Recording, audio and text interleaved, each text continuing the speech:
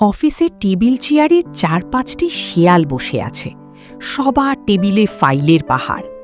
চতুরঙ্গ মন খারাপ করে তার টেবিলে কাজ করছে। পাশের টেবিলে শেয়ালরা এক সাধারণ মানুষের কাছ থেকে লুকিয়ে টাকার বান্ডিল নিচ্ছে আর হাসাহাসি করছে।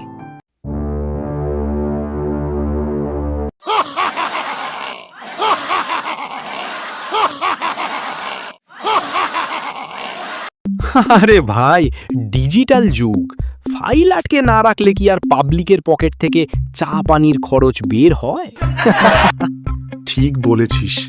এই যে চতুরঙ্গবাবু সারা দিন সততার বুলি আউড়ে শুধু ফাইলেই সই করে গেলেন, পকেটে তো একটা ফুটো পয়সাও ঢুকলো না। ধুর, এসব অন্যায় আর সহ্য হয় না। মানুষের হক মেরে এরা কিভাবে এত হাসি খুশি থাকে? এদের একটা শিক্ষা হওয়া দরকার। আমি আজই বড় সাহেবকে সব জানাবো।